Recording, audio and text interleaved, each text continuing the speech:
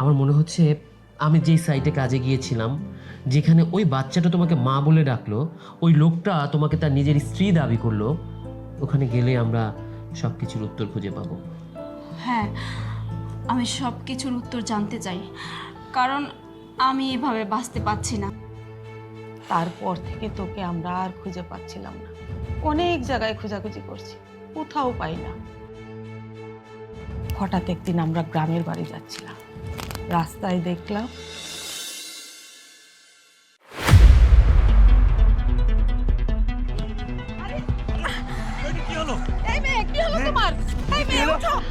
আরে আমাদের উর্মি। উর্মি, মা, ও মা, কত গো মা, কত গো। মা, অনেকদিন পর আমি আমার মেয়েরে খুঁজে পাইছি। ওগো, তাড়াতাড়ি বাড়ি নিয়ে চলো। চলো চলো চলো চলো। উর্মি, উর্মি মা, কত গো, কত গো মা। দেখ মা, দেখো বাবা, এর মাঝখানের সময়টুকু 2 থেকে 3 বছর ও কোথায় ছিল, কেমন ছিল, কার কাছে ছিল, আমরা কিচ্ছু জানি না, কিচ্ছু না।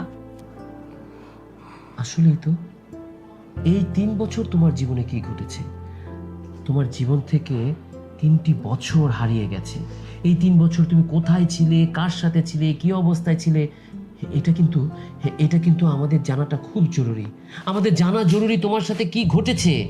কিন্তু কি করে জানবো? আমার তো কোনো কিছুই মনে পড়ছে না। এই 3 বছর আমার জীবনে কি ঘটেছে? আমি যখন বাবা মার কাছে ফিরলাম, ওরা তো আমাকে ডক্টরও দেখিয়েছে। আমি কোনো কিছুই মনে করতে পারিনি। আচ্ছা, আমার কি মনে হচ্ছে জানো?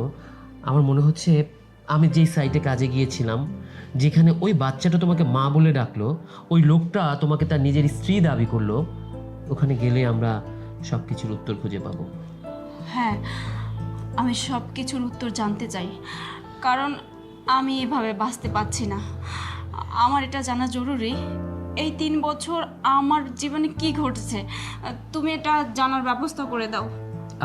আমি ব্যবস্থা করছি। বাবা, মা, একটা ছেলে রিসেন্টলি ওকে মা বলে ডেকেছে। আমরা আমাদের সাইটে যাওয়ার সময় গভর্নমেন্ট থেকে আমাকে সেখানে ট্রান্সফার করেছে। একটা বাচ্চা হঠাৎ করে দৌড়ে এসে ওকে মা বলে ডাকা শুরু করলো, এবং একটা ছেলে তাকে নিজের স্ত্রী দাবি করা শুরু করলো। তখন থেকে ওর মনের ভিতর নানা প্রশ্ন উঁকে দিচ্ছে। এর আগে তো প্রায়ই স্বপ্নে মা মা ডাক শুনতো এবং ঘুম ভেঙে যেত। সব কিছুর একটা যোগসূত্র খুঁজে পাচ্ছি আমরা। আমাদের এক্ষুনি এই মুহূর্তে ওই গ্রামটায় আবার যাওয়া উচিত। চলো আমরা এক্ষুনি ওই সাইটে আবার যাব। আমার তো এমনিতেও যেতে হতো, তোমাকে নিয়ে না হয় একটু আগেই চলে যাবো। চল, ওঠো, ড্রাইভার আছে নিচে।